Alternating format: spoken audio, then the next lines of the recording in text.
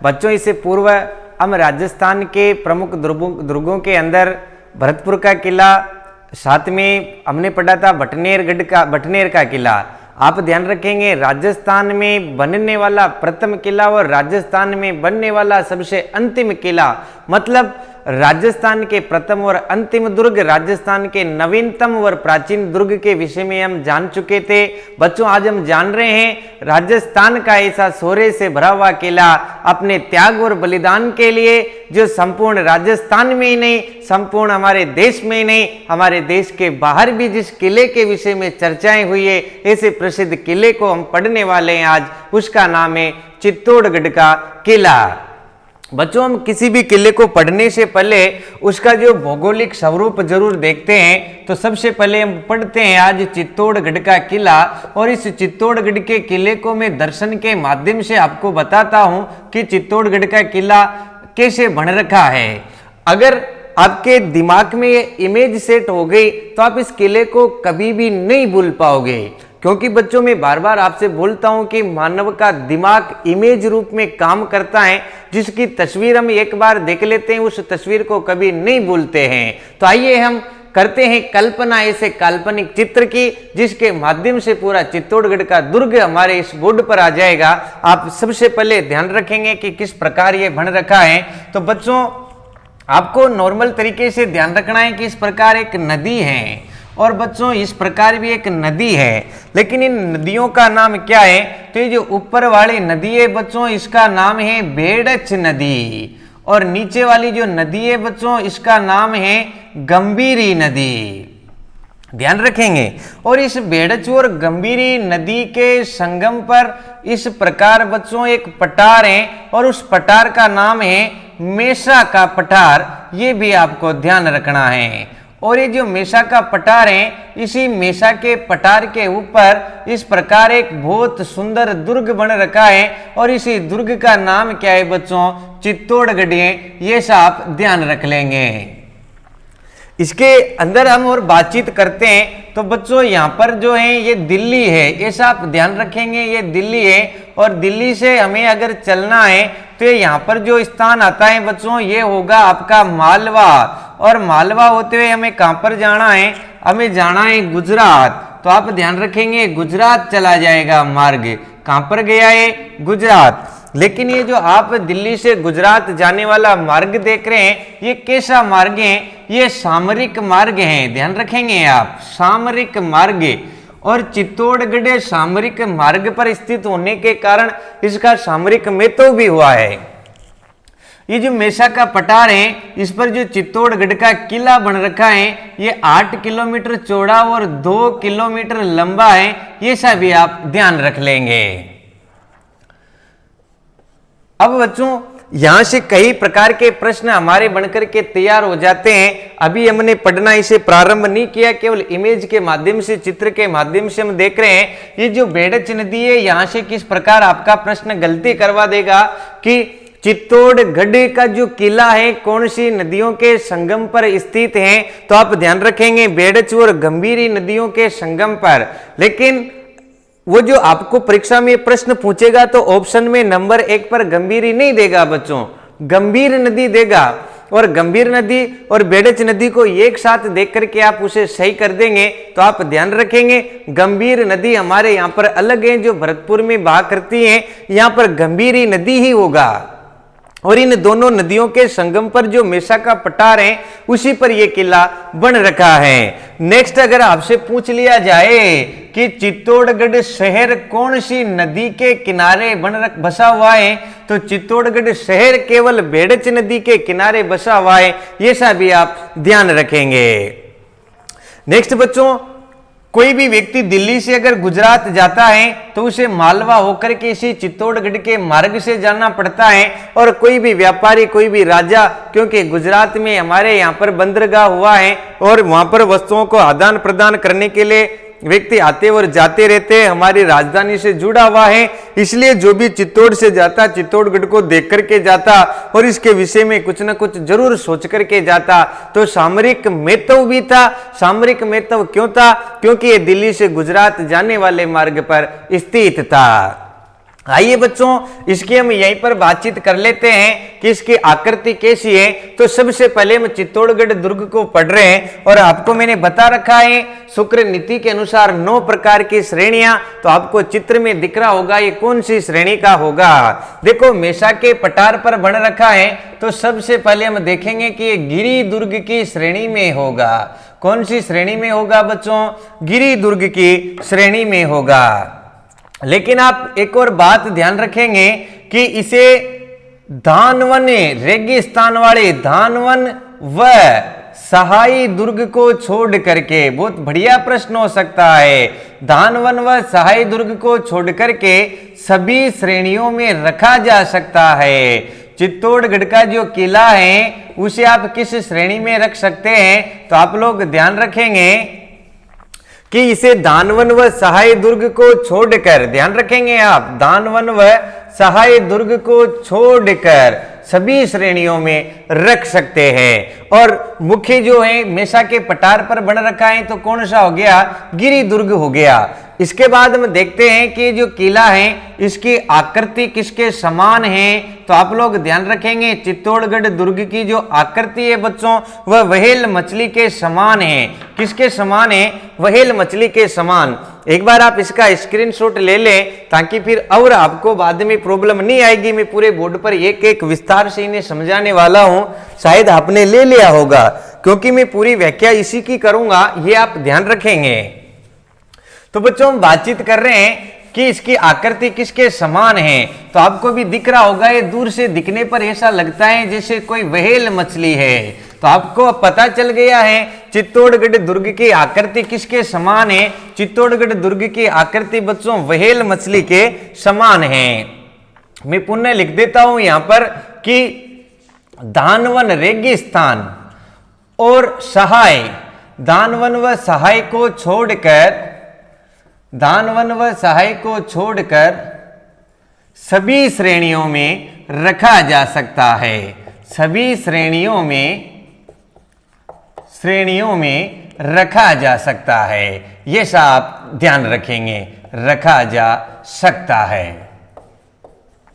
इसके बाद बच्चों हमने बातचीत की है इसकी आकृति के विषय में। तो आप लोग ध्यान रखेंगे चित्तौड़गढ़ की आकृति जो है वह किसके समान है। तो चित्तौड़गढ़ की आकृति बच्चों व्हेल मछली के समान है। इस प्रकार भी प्रश्न पूछ लेते हैं कि राजस्थान के कौन से किले की आकृति व्हेल मछली के समान है। तो चित्तौड़गढ़ दुर्ग की आकृति बच्चों व्हेल मछली के समान है।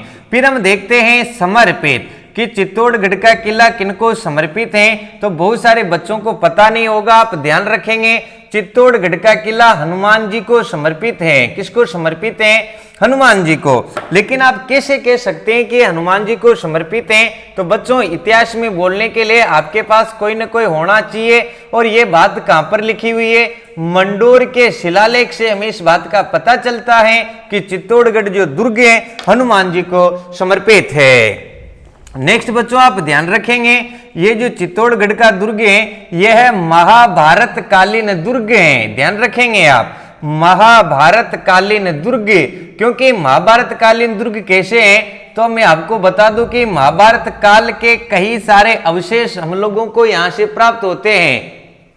भीम के भी अवशेष हम लोगों को यहां से प्राप्त होते हैं। इसलिए हम कह सकते हैं कि महाभारत कालीन दुर्ग है, क्योंकि इसका जो निर्माण करवाया था बच्चों निर्माता, अब मैं आपको बता रहा हूं इसका जो निर्माण करवाया था, आप इसका भी ले लेंगे, इसका जो निर्माण करवाया था चित्रांगद मौर्य ने, वह महाभारत कालीन दुर्ग के अवशेषों पर ही करवाया था। ये सब आप ध्यान रखेंगे।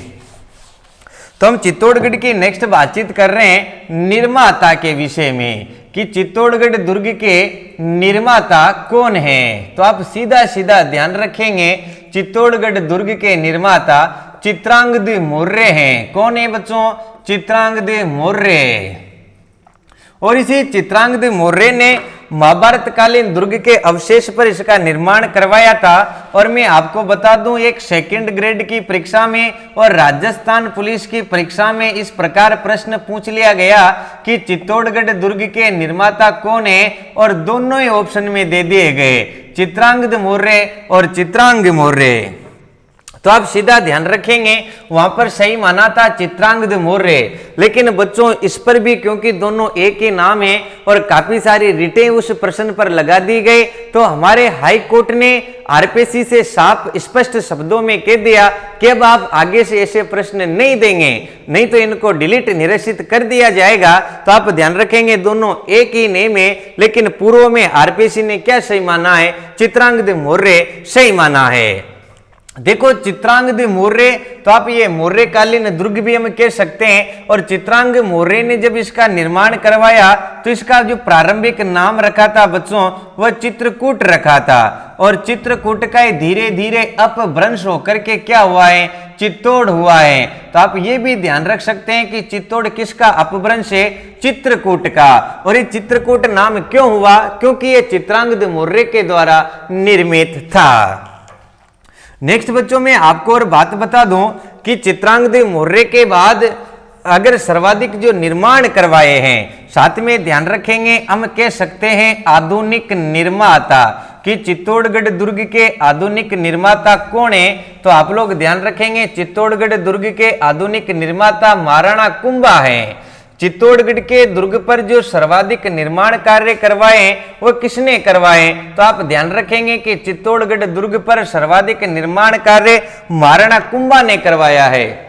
महाराणा कुंभा ने यहाँ पर सर्पिलाकार मार्ग का निर्माण करवा करके इस प्रकार एक सर्पिलाकार मार्ग का निर्माण करवाया था, एवं कई सारे मेल मंदिर इसके अंदर बनवाए थे। सबसे ज्यादा निर्माण महाराणा कुंभा ने करवाया था, इसलिए चित्तौड़गढ़ के आधुनिक निर्माता कौन हुए, महाराणा कुंभा। और बच्चों महाराणा कुंभा के समय इसे विचित्रकूट कहा जाता था, ये भी आप ध्यान रखेंगे। महाराणा कुंभा के समय इसे क्या कहा जाता था, विचित्रकूट कहा जाता था। और महाराणा कुंभा ने इसमें मुख्य रूप से क्या किया था, सर्पिलाकार मार्ग का निर्माण करवाया था। सर्पिलाकार मार्ग का निर्माण किसने करवाया था, महाराणा कुंभा ने। और महाराणा कुंभा के समय दुर्ग क्या कहलाता था, विचित्रकूट कहलाता था, ये सब आप ध्यान रखेंगे।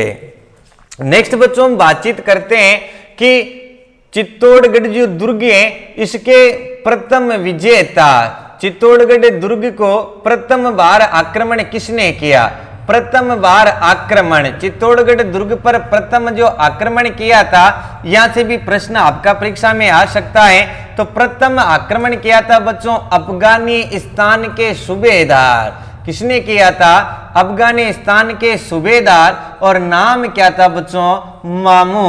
तो आप मामू को तो भूलेंगे नहीं, क्योंकि मामू से ध्यान रखना कि चित्तौड़गढ़ दुर्ग पर पहली बार इन्होंने क्या किया था, आक्रमण किया था अफगानिस्तान के सूबेदार मामू ने 8वीं शताब्दी के अंदर। लेकिन कई सारी परीक्षाओं में अलग अलग भी पूछ लिया जाता है, ध्यान रखेंगे। डॉक्टर दशरथ शर्मा के अनुसार अगर आपसे इस प्रकार पूछे कि डॉक्टर दशरथ शर्मा के अनुसार चित्तौड़गढ़ दुर्ग के प्रथम विजेता कौन है, तो ऐसा भी आप ध्यान रखेंगे। डॉक्टर दशरथ शर्मा के अनुसार चित्तौड़गढ़ दुर्ग के प्रथम विजेता जेत्र सिंह हैं। कौन है बच्चों, जेत्र सिंह।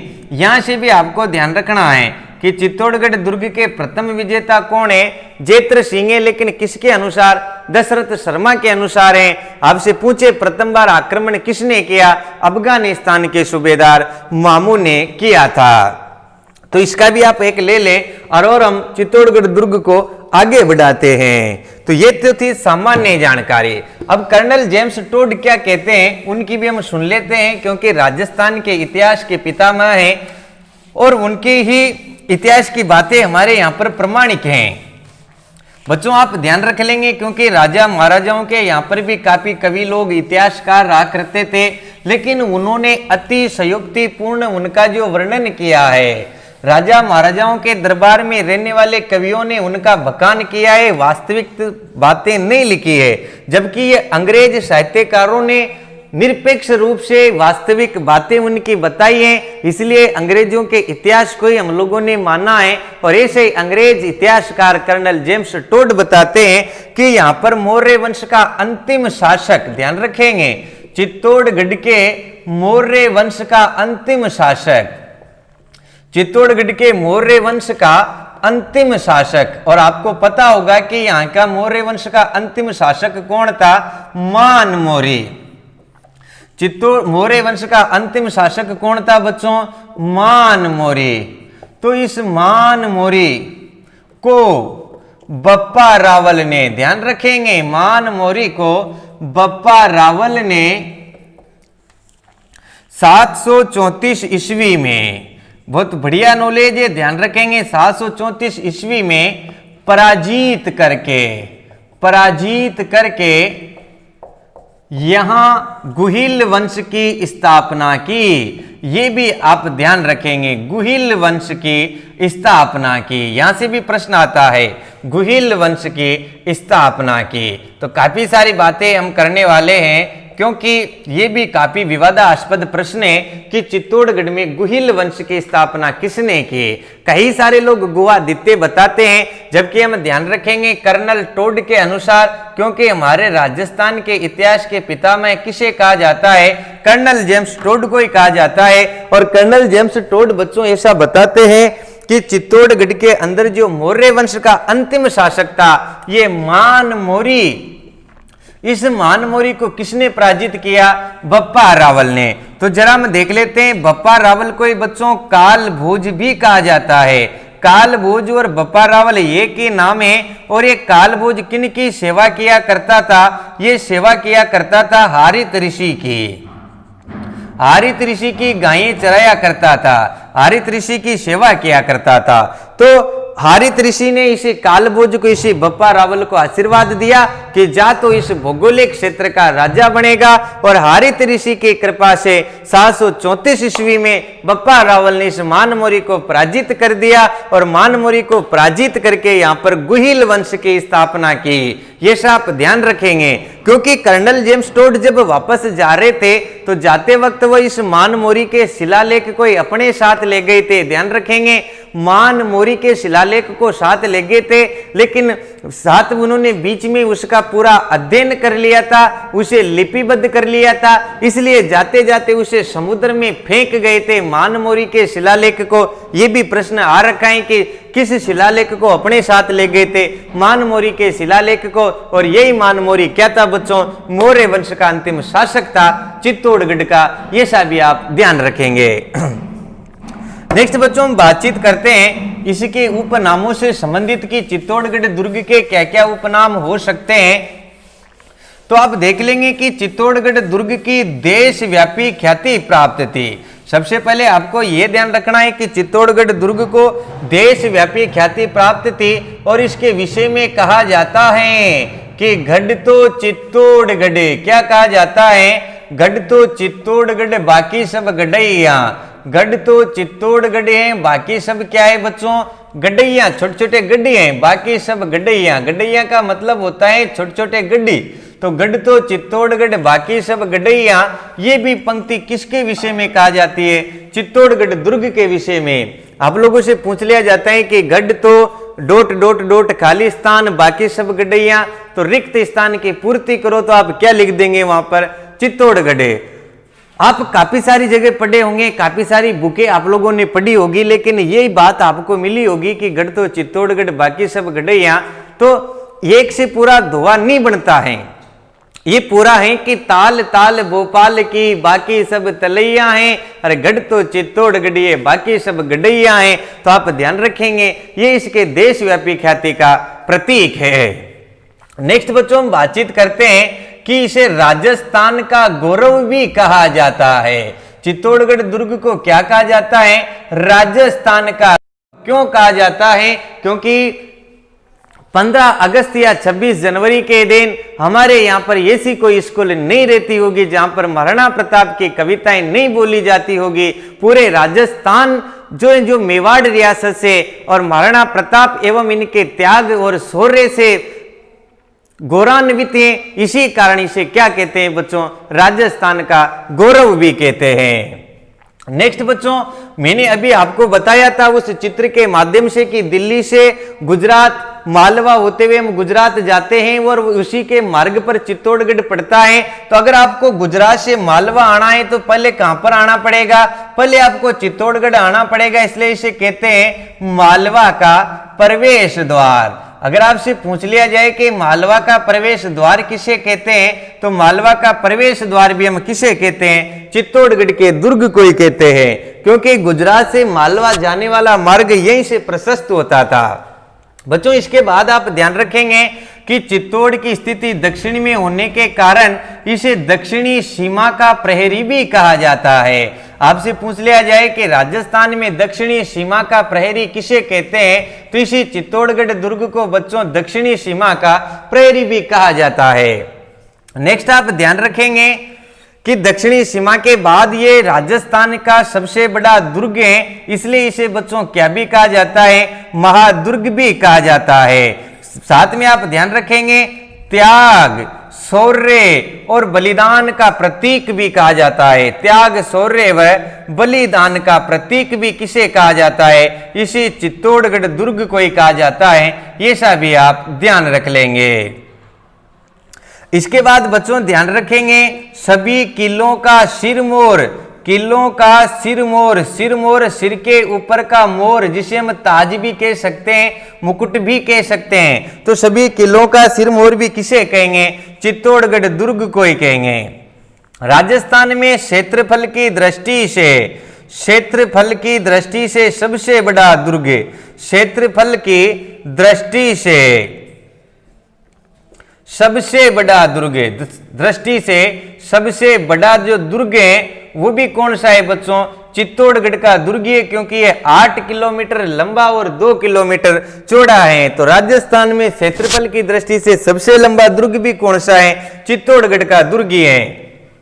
इसके बाद बच्चों आप ध्यान रखेंगे राजस्थान का प्रथम आवासीय, प्रथम लिविंग फोर्ट किला, कई बार पूछा गया प्रश्न है लिविंग फोर्ट। लिविंग फोर्ट का मतलब ध्यान रखेंगे ऐसा किला जहां पर राजा के साथ प्रजा भी निवास करती हो, और चित्तौड़गढ़ का जो किला ऐसा किला है जहां पर राजा के साथ प्रजा भी निवास करती है।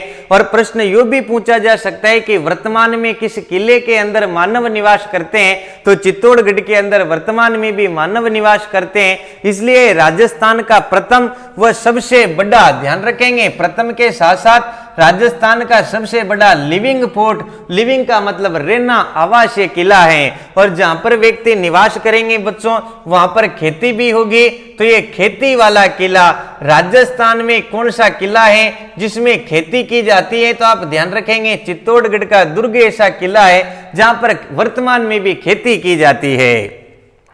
इसके बाद बच्चों आपको यह ध्यान रखना है कि लिविंग फोर्ट हो गया, खेती वाला किला हो गया, राजस्थान का गौरव हो गया, मालवा का प्रवेश द्वार हो गया, दक्षिणी सीमा का प्रहरी हो गया, महादुर्ग हो गया, त्याग, शौर्य और बलिदान का प्रतीक हो गया, किलों का सिरमौर हो गया, क्षेत्रफल की दृष्टि से सबसे बड़ा दुर्ग हो गया।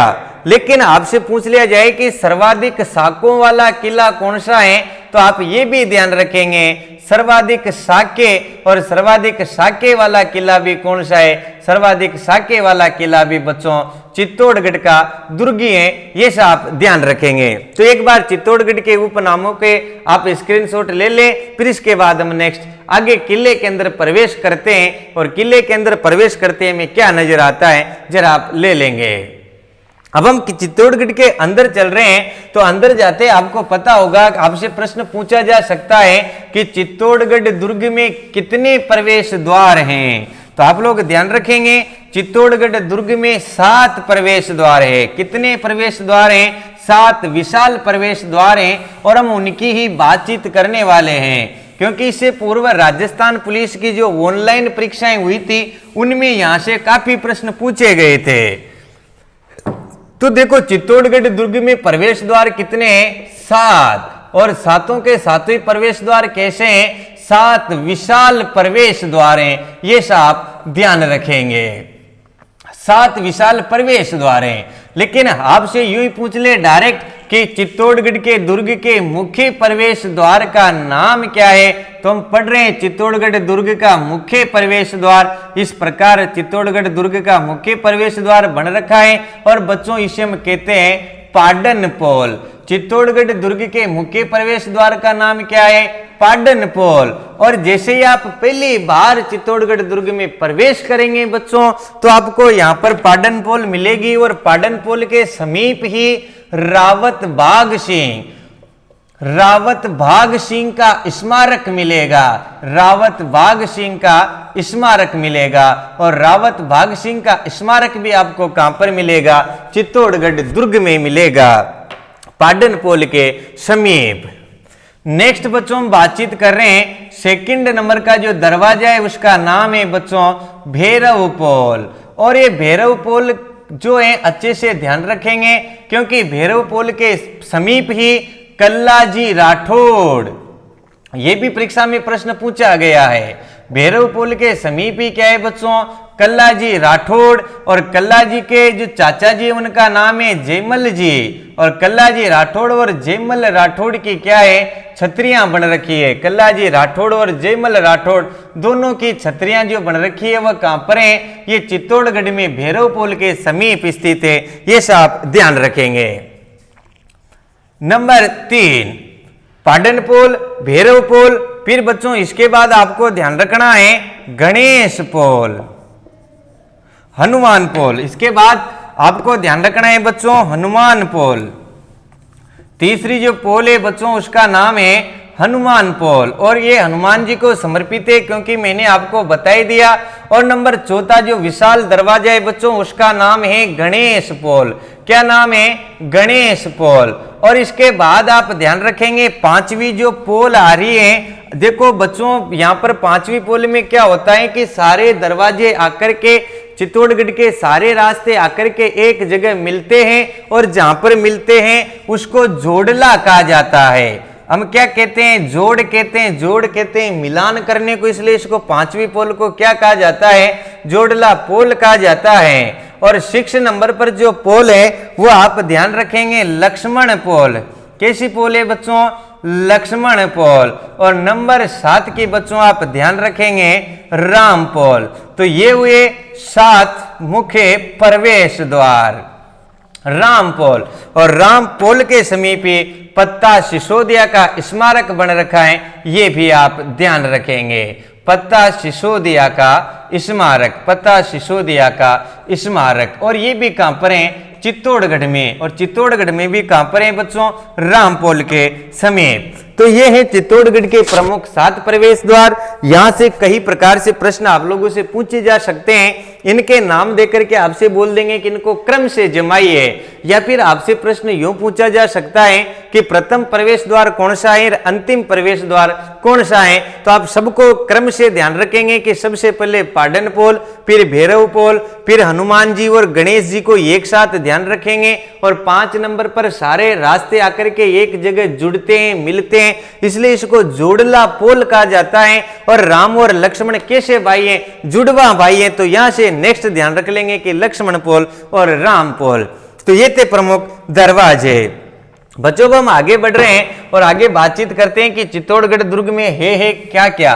तो प्रमुख दर्शनीय स्थलों के विषय में बातचीत करते हैं कि चित्तौड़गढ़ दुर्ग के प्रमुख दर्शनीय स्थल कौन कौन से हैं। इसके बाद हम बातचीत करेंगे यहाँ के शाखों की, कि चित्तौड़गढ़ दुर्ग में कितने शाखे हुए।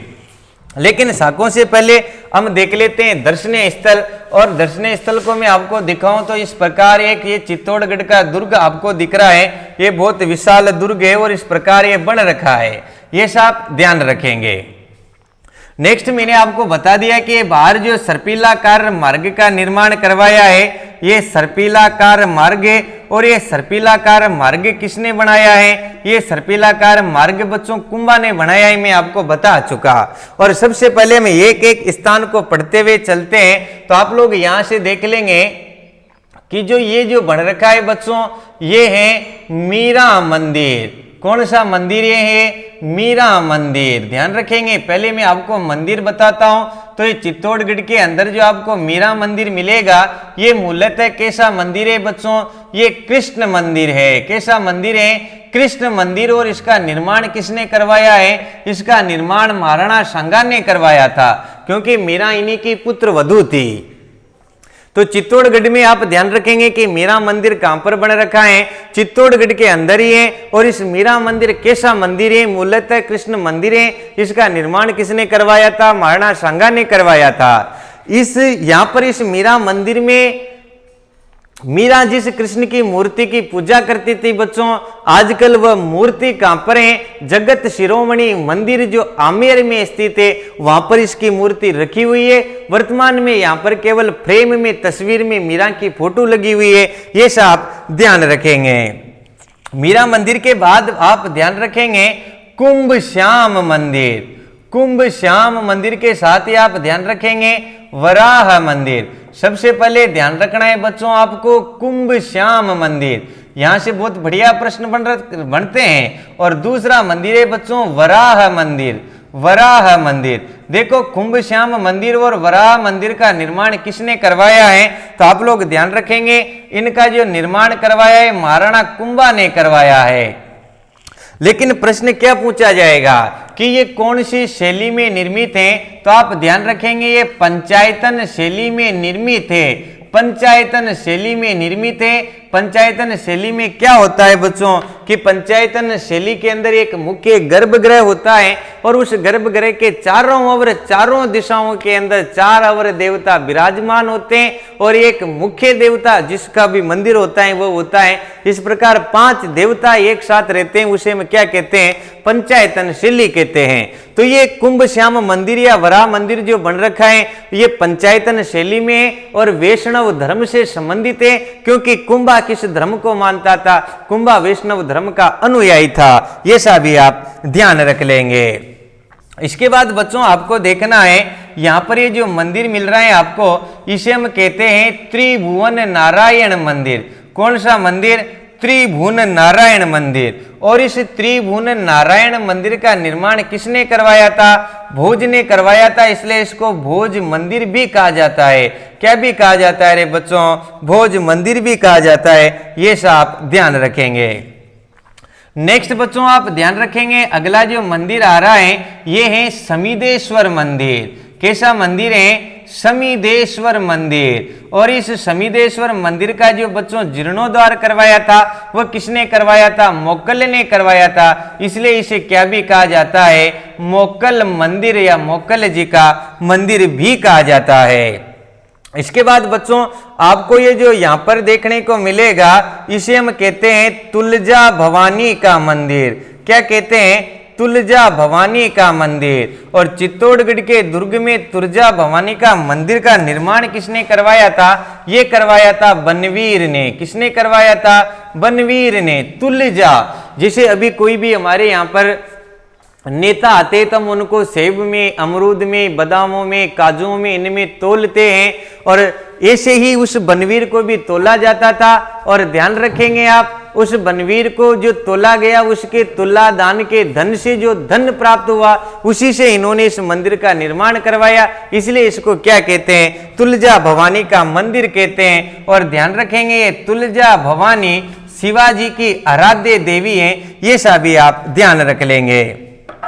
इसके बाद बच्चों छोटी मंदिर इस प्रकार बन रखे हैं जिनको कहते हैं सतवीस देवरिया मंदिर। ये जैन धर्म के सतवीस देवरिया मंदिर, जैन धर्म के छोटे 27 मंदिर यहाँ पर बन रखे हैं। और जैन धर्म के जो 27 छोटे मंदिर बन रखे हैं उनको क्या कहते हैं, सतवीस देवरिया मंदिर। और इसमें क्या है बच्चों, 24 तीर्थंकरों, ध्यान रखेंगे आप, 27 तो मंदिर बन रखे हैं लेकिन जैन धर्म के 24 तीर्थंकरों के मंदिर हैं, ये सब आप ध्यान रख लेंगे। इसके बाद बच्चों हम बातचीत करते हैं कालिका माता मंदिर। यहाँ पर एक मंदिर भी है कालिका माता मंदिर। और इस कालिका माता मंदिर में से आपसे जरूर प्रश्न पूछे गए पूर्व में, क्योंकि कालिका माता जो मंदिर है बच्चों, ये कालिका माता जो मंदिर है इसका निर्माण करवाया था किसने, मान मोरी ने। और मान मोरी ने इसका निर्माण कौन सी शैली में करवाया था, प्रतिहार कालीन शैली में करवाया था। ये भी आप ध्यान रखेंगे कि कालिका माता का जो मंदिर है इसका निर्माण मानमोरी ने प्रतिहार कालीन शैली में करवाया था। और बच्चों ये मूलतः कैसा मंदिर था, तो ध्यान रखेंगे ये मूलतः सूर्य मंदिर था। कैसा मंदिर था, सूर्य मंदिर। और ध्यान रख लेंगे आप ये राजस्थान का प्रथम सूर्य मंदिर था, राजस्थान का प्रथम सूर्य मंदिर। और राजस्थान का प्रथम सूर्य मंदिर भी कहां पर देखने को मिलेगा, राजस्थान का प्रथम सूर्य मंदिर भी बच्चों आपको चित्तौड़गढ़ दुर्ग में देखने को मिलेगा। जब हम मंदिरों के विषय में बातचीत करेंगे, राजस्थान के प्रमुख सूर्य मंदिर पढ़ेंगे, तो सबसे पहले इसी कालिका माता के मंदिर को ही पढ़ेंगे। इसके बाद ध्यान रखना है कुकड़ेश्वर महादेव मंदिर। कुकड़ेश्वर महादेव मंदिर का निर्माण भी किसने करवाया, ये करवाया था कुंभा ने करवाया था। ध्यान रखेंगे कुंभा ने दुर्ग के अंदर कुकड़ेश्वर महादेव मंदिर का भी क्या करवाया था, निर्माण करवाया था। इसके बाद आप ध्यान रखेंगे यहां पर इस प्रकार 9 मंजिला विजय स्तंभ भी बन रखा है, ये सब भी आपको ध्यान रखना है। और विजय स्तंभ में बिल्कुल आपको अलग से पढ़ाऊंगा, ये आप ध्यान रखेंगे। विजय स्तंभ की अलग क्लास मिलेगी जिसमें मैं पूरा विजय स्तंभ आपको पढ़ाऊंगा। और इसी को कहा जाता है बच्चों कीर्ति स्तंभ। क्या भी कहा जाता है, कीर्ति, क्योंकि कुंभा की कीर्ति का बखान करता है। और एक और यहाँ पर जैन कीर्ति स्तंभ। क्या है बच्चों, जैन कीर्ति स्तंभ। ये जो जैन कीर्ति स्तंभ है बच्चों, ये 7 मंजिला है, 75 फुट ऊंचा है। और ये आदिनाथ स्मारक के नाम से भी जाना जाता है, आदिनाथ स्मारक। ये भी आप ध्यान रखेंगे, किसे हम आदिनाथ स्मारक के नाम से भी जानते हैं। बच्चों जैन कीर्ति स्तंभ जो जैन धर्म से संबंधित है, भगवान आदिनाथ को समर्पित है, 7 मंजिला है, 75 फुट ऊंचा है और इसे आदिनाथ स्मारक भी कहा जाता है। तो एक बार आप इनका मंदिरों का इनका स्क्रीनशॉट ले ले, फिर हम और इसके कुछ अंदर की बातें कर रहे हैं, किस किले में और हम क्या क्या देख सकते हैं। तो शायद आपने ले लिया होगा, जरूर आप लोग ले ले और इनको अच्छे से याद कर ले। जैसे मैं बहुत आसान तरीके से आपको पढ़ा रहा हूं वैसे आपको ध्यान रखना है। अब बच्चों हम बातचीत करते हैं और अन्य स्थानों की किस दुर्ग में हम और क्या क्या देख सकते हैं। तो इस दुर्ग में ऐसे तो बहुत सारे जो आपको देखने को मिलेंगे, लेकिन मुख्य मुख्य की बातें हम कर रहे हैं यहाँ पर, तो ये सब आप ध्यान रखेंगे। और आप कोई भी परीक्षा दो, अगर स्थान इनसे बाहर आपके नहीं आएंगे, क्योंकि हमने मुख्य मुख्य सारे स्थान जो यहाँ से क्या कर लिए हैं, उठा लिए हैं और आपको दिखा दिए हैं। इसके बाद बच्चों आपको ध्यान रखना है कि भामाशाह की हवेली, आपको भामाशाह की हवेली भी कहां पर देखने को मिलेगी, तो भामाशाह की हवेली भी बच्चों आपको चित्तौड़गढ़ दुर्ग के अंदर ही देखने को मिलेगी। गोरा बादल महल, ऐसा भी आपसे पूछ लिया जाए कि गोरा बादल महल भी कहां पर है, तो बच्चों गोरा बादल महल भी आपको कहां पर देखने को मिलेंगे, चित्तौड़गढ़ दुर्ग में मिलेंगे। फतेह प्रकाश, ध्यान रखेंगे आप, फतेह प्रकाश महल, और ये फतेह प्रकाश महल भी फतेह सिंह जी ने बनाया, जो कहां पर देखने को मिलेगा बच्चों, चित्तौड़गढ़ में। और वर्तमान में फतेह प्रकाश जो महल है इसे क्या कर दिया, संग्रहालय में खोल दिया। ये सब भी आप इसमें संग्रहालय वर्तमान में चल रहा है। इसके बाद बच्चों ध्यान रखेंगे पद्मिनी महल, और पद्मिनी महल भी आपको महल भी यहाँ पर ही है। और पद्मिनी से आपको याद आ गया होगा जौहर का, तो आप लोग ध्यान रखेंगे जौहर कुंड भी कहां पर देखने को मिलेगा। परीक्षा में पूछा गया है कि जौहर कुंड कहां पर स्थित है, तो बच्चों जौहर कुंड कहां पर स्थित है, चित्तौड़गढ़ के दुर्ग में स्थित है। ये सब ध्यान रखेंगे। मीरा को जैसे शादी करके लाए और मीरा के रहने के लिए जो महल बनाए उनको क्या कहा गया, उनको कहा गया कुंवर पदा के महल। और ध्यान रखेंगे आप कुंवर पदा के महल भी कहां पर है, कुंवर पदा के महल भी चित्तौड़गढ़ दुर्ग में ही है। ये सब भी आप ध्यान रखेंगे। इसके बाद बच्चों आपको ध्यान रखना है जो मीरा है, मीरा जी के गुरुजी जिनका नाम है रेदास, और रेदास की छतरी भी आपको कहां पर मिलेगी, रेदास की छतरी भी आपको चित्तौड़गढ़ दुर्ग में मिलेगी। मीरा के 2 गुरुजी हैं, एक तो प्रारंभिक गुरु जिनको हम संगीत गुरु भी कहते हैं गजाधर राव, क्योंकि मीरा को जो संगीत की शिक्षा मिली थी वह गजाधर राव से मिली थी, और गजाधर राव क्या है बच्चों, मीरा के प्रारंभिक संगीत गुरु हैं। लेकिन मीरा के जो आध्यात्मिक गुरु है वो कौन है, रैदास, और रैदास जी की छतरी भी कहां पर बन रखी है, यहीं पर बन रखी है। फिर बच्चों आप ध्यान रखेंगे नवलखा बुर्ज, बहुत बढ़िया प्रश्न हो सकता है। नवलखा से संबंधित बातें कभी कई सारी परीक्षाओं में पूछी गई, तो नवलखा बुर्ज और नवलखा अन्न भंडार ध्यान रखेंगे आप। नवलखा बुर्ज और नवलखा अन्न भंडार भी कहां पर देखने को मिलेंगे, चित्तौड़गढ़ दुर्ग में आपको देखने को मिलेंगे। इसके बाद बच्चों आप एक और बात ध्यान रख लेंगे कि यहां पर हरामियों का बाड़ा, ध्यान रखेंगे हरामियों का बाड़ा भी कहां पर मिलेगा, तो हरामियों का बाड़ा भी बच्चों आपको यहीं पर मिलेगा।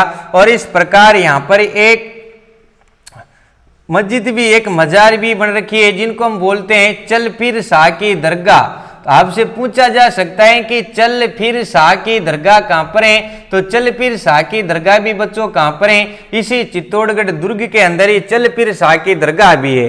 कुछ जल के स्रोत भी है, उनकी भी हम बातचीत कर लेते हैं। तो आप लोग ध्यान रखेंगे सबसे पहले तो घी तेल की बावड़ी, घी तेल की बावड़ी, और घी तेल की बावड़ी भी आपको कहां पर मिलेगी, यहीं पर मिलेगी, क्योंकि यहां पर बन रखा है शनिदेव मंदिर। इस किले के अंदर क्या है, शनिदेव मंदिर है, और वहां पर इनके तेल चढ़ाया जाता, इसलिए वहां पर पूरी बावड़ी बन गई जिसे हम घी तेल की बावड़ी कहते हैं, शनिदेव मंदिर भी कहते हैं। मान मोरी तालाब, ध्यान रखेंगे आप, मान मोरी तालाब भी कहां पर है, मान मोरी तालाब भी चित्तौड़गढ़ में ही है। गोमुख कुंड, गोमुख कुंड भी कहां पर है, ये गोमुख कुंड भी बच्चों इसी पर है, ये सभी आप ध्यान रखेंगे।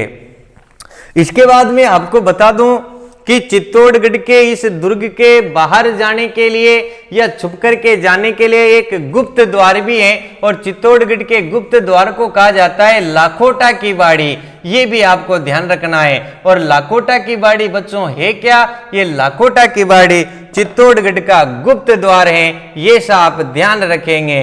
ये क्या है, चित्तौड़गढ़ का गुप्त द्वार, लाखोटा की बाड़ी। तो बच्चों आप इसका भी एक स्क्रीनशॉट ले लें, फिर हम बातचीत करते हैं यहाँ के प्रसिद्ध साकों के विषय में कि चित्तौड़गढ़ में कितने साके हुए हैं।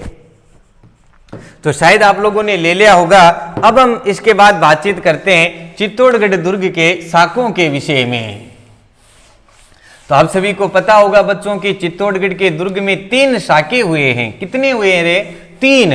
तो प्रथम बार कब हुआ और कितनी महिलाओं ने जोहर किया, इस प्रकार के प्रश्न पूछे जा सकते हैं। नाम बदल करके क्या कर दिया, इस प्रकार भी पूछे जा सकते हैं। तो हम यहाँ पर देखते हैं साका, और बहुत बढ़िया प्रश्न हो सकता है कि हम साका किसे कहते हैं, साका बराबर क्या होता है। तो आप लोग ध्यान रखेंगे कि राजपूत पुरुष तो क्या कर ले बच्चों, केसरिया कर ले, और महिलाएं क्या कर ले, जोहर कर ले। आप में से जो बच्चे लगातार ये वीडियोस देख रहे हैं तथा जो आज पहली बार देख रहे हैं, उन सभी से मैं कहना चाहता हूं कि आप लोगों के आज दिन तक समझ में नहीं आया होगा कि जोहर और सती में क्या अंतर है। तो बच्चों जोहर और सती में अंतर के लिए मैं आपको एक अलग से वीडियो दूंगा, क्योंकि अभी हम सेपरेट यहां पर बातचीत कर रहे हैं। अपनी धरती पर, अपने साम्राज्य पर, अपने राज पर अगर कोई दूसरा व्यक्ति आक्रमण कर देता है तो अपने स्वाभिमान, अपने प्रजा की रक्षा के लिए राजपूत पुरुष मरने मारने के लिए उतारू हो जाते हैं, और केसरिया वस्त्र पहन करके, ये एक कोड था केसरिया, आप ध्यान रखेंगे। और ये केसरिया वस्त्र पहन करके राजपूत पुरुष लड़ने के लिए, मरने या तो मरकर आएंगे या मार कर आएंगे, ऐसा सोच करके जाना ही क्या कहलाता, केसरिया जिसे पुरुष करते थे। और युद्ध में अपने पति की जीत की कोई संभावना नहीं रहे तो अपने सतीत्व की रक्षा के लिए अग्नि में कूद करके जो आत्मदाह कर ले, उसी को हम जोहर कहते हैं। जोहर स्त्रियां करती है और केसरिया पुरुष करता है, और जिस किले में केसरिया और जोहर दोनों हो जाए, इसी प्रक्रिया को हम क्या कहते हैं, साका कहते हैं। तो आइए हम पढ़ते हैं चित्तौड़गढ़ का प्रथम साका। और चित्तौड़गढ़ का प्रथम साका कब हुआ, यहां से बहुत बढ़िया बढ़िया प्रश्न पूछे जा सकते हैं। सबसे पहले आप इस प्रकार ध्यान रखेंगे कि प्रथम साका, और ये प्रथम साका कब हुआ बच्चों, ये हुआ 1303 ईस्वी में। कब हुआ? 1303 ईस्वी में। सबसे पहले आप ध्यान रखेंगे कि इस वक्त आक्रमण किसने किया?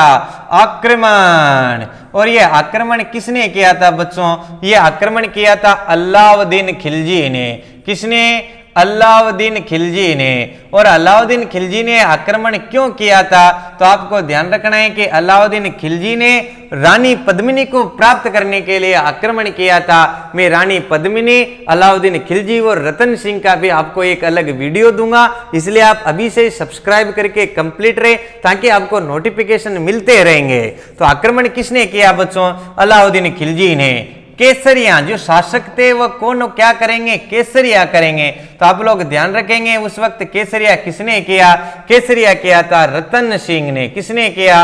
रतन सिंह ने। और रतन सिंह जी के दो सेनापति भी थे, इनका नाम था गोरा और ये का नाम था बादल। और गोरा और बादल ने भी क्या किया था बच्चों? केसरिया किया था इसमें। ये सब भी आप ध्यान रखेंगे। नेक्स्ट आप ध्यान रखेंगे कि इसमें जोहर किसने किया? तो ध्यान रखेंगे जोहर किया था रानी पद्मिनी ने, जो सबसे सुंदर थी। और कितनी महिलाओं के साथ किया था? 1600 महिलाओं के साथ इसने क्या किया था? जोहर किया था। कई सारी बुकों में 16,000 महिलाएं दे रखी हैं, और अगर 16,000 महिलाएं किले में होती तो महिलाएं उन्हें भगा देती, क्योंकि महिलाओं में पावर ज्यादा होती है। ये भी आप ध्यान रखेंगे। तो जोहर किसने किया था? पद्मिनी ने। कितनी महिलाओं के साथ? 1600 महिलाओं के साथ। और अलाउद्दीन खिलजी ने यह दुर्ग जीत करके अपने पुत्र खिज्र खां को सौंप दिया था। ध्यान रखेंगे आप, किसे सौंप दिया था? खिज्र खां को। और खिज्र खां ने चित्तौड़गढ़ का नाम बदल करके क्या कर दिया था रे बच्चों? खिजराबाद। तो इस खिज्र खां के नाम पर अलाउद्दीन खिलजी के बेटे खिज्र खां के नाम पर अलाउद्दीन खिलजी ने इसका नाम क्या कर दिया? खिजराबाद कर दिया, क्योंकि ये किसे सौंप दिया था? खिज्र खां को। लेकिन खिज्र खां ने भी ये दुर्ग किसे सौंप दिया था? बहुत बढ़िया प्रश्न हो सकता है। खिज्र खां ने ये दुर्ग मालदेव मुचाला को सौंप दिया था। ये सब भी आप ध्यान रखेंगे। खिज्र खां ने ये दुर्ग किसे सौंप दिया था? तो खिज्र खां ने यह दुर्ग मालदेव मुचाला को सौंप दिया था। तो बच्चों, चित्तौड़ का प्रथम शाखा 1303 में हुआ। आक्रमण किया था अलाउद्दीन खिलजी ने। केसरिया किया था रतन सिंह ने, और रतन सिंह के सेनापति गोरा और बादल ने भी इसमें केसरिया किया था। लड़ते हुए वीर गति को प्राप्त हो गए थे। और 1600 महिलाओं के साथ रानी पद्मिनी ने यहाँ पर जोर किया, और अलाउद्दीन खिलजी ने दुर्ग को जीत करके इसका नाम क्या कर दिया? अपने पुत्र खिज्र खां के नाम पर खिजराबाद कर दिया। और ये दे किसको दिया? खिज्र खां को दिया। खिज्र खां यहां ज्यादा रुका नहीं, इसने किसको दे दिया? मालदेव मुचाला को दे दिया। साथ में एक और नॉलेज आप ध्यान रखेंगे, इस समय यहां पर जो बच्चों अष्ट धातु के गेट थे, चित्तौड़ के दुर्ग में अष्ट धातु के दरवाजे थे, और इन अष्ट धातु के दरवाजों को ये यहां से उठा करके ले जाता है, और ले जा करके अलाउद्दीन खिलजी कहां पर लगा देता है? ये लगा देता है जीरी के दुर्ग में। और ये पड़ता कहां पर है? दिल्ली के समीप पड़ता है। ये सब भी आप ध्यान रखेंगे। जो वर्तमान में मैंने आपको पूर्व लोहागढ़ के अंदर अष्ट धातु के दरवाजे बताए थे कि इन्हें लाल किले से लेकर के आए थे, लेकिन वो राजस्थान में सबसे पहले कहां पर थे? इसी में थे। और 1303 में अलाउद्दीन खिलजी उन्हें लेके गया और उसे कहां पर लगा दिए? जीरी के दुर्ग पर। तो बच्चों, प्रथम का आप लोग ले लेंगे एक बार स्क्रीनशॉट। अब हम पढ़ रहे हैं चित्तौड़गढ़ दुर्ग का द्वितीय शाखा। तो देखो, चित्तौड़गढ़ दुर्ग का द्वितीय शाखा कब हुआ? सबसे बढ़िया बात तो यही है। तो आप लोग ध्यान रखेंगे, कई सारे 1534, कई सारे 1535, और कई सारी जगह पर 1534 और 35 दोनों ही आते हैं। तो हम देख लेते हैं यहां पर चित्तौड़गढ़ दुर्ग का द्वितीय शाखा। और चित्तौड़गढ़ दुर्ग का जो द्वितीय शाखा हुआ है बच्चों, वह कब हुआ है? 1534 ईस्वी में। कब हुआ है रे? 1534 ईस्वी में। तो मैं एक साथ ही लिख देता हूं और आपको समझा भी दूंगा कि कैसे करना है। तो 1534-35 लिखता हूं मैं।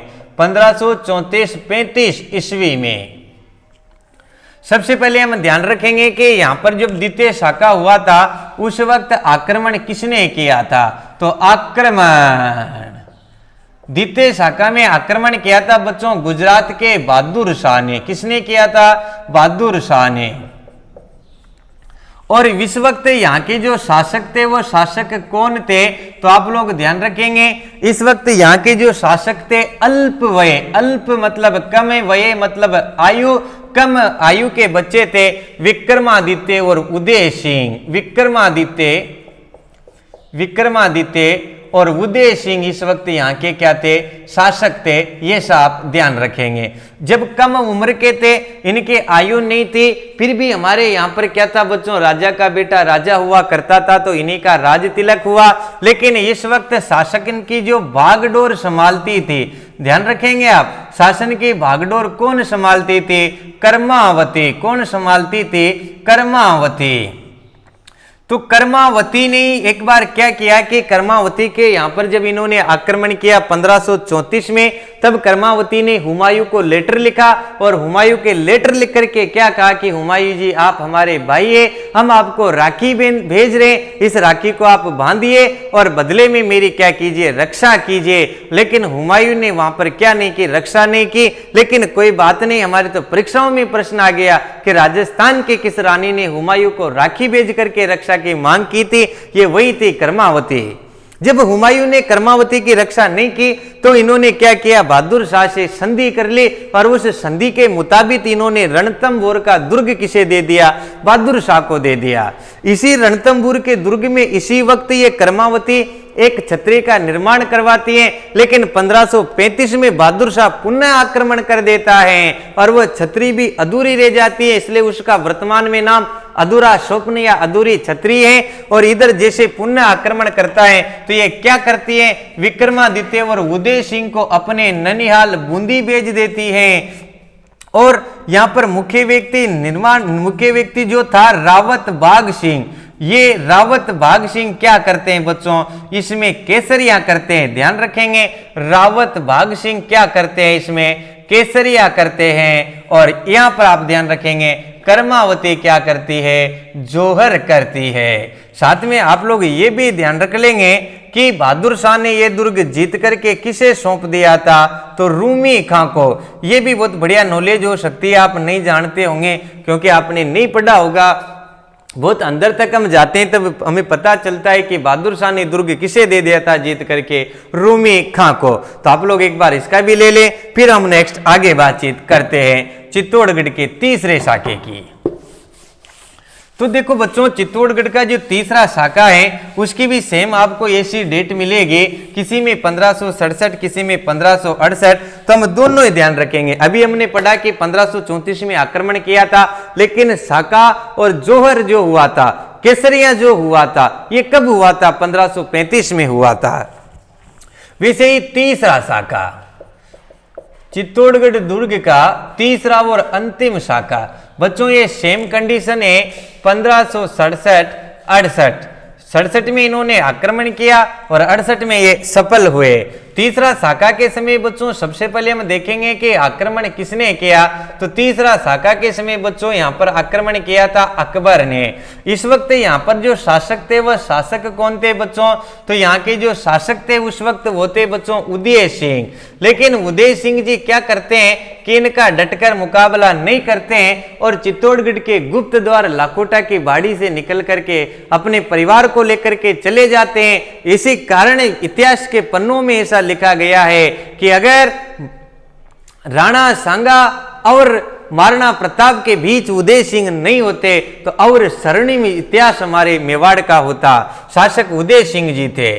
केसरिया, यहां पर भी आप ध्यान रखेंगे केसरिया किसने किया, तो उदय सिंह जी के दो सेनापति, नाम है जयमल राठौड़ और दूसरा नाम है पत्ता सिसोदिया। इन्होंने क्या किया था, केसरिया किया था। जयमल राठौड़ और पत्ता सिसोदिया ने क्या किया था बच्चों, केसरिया किया था।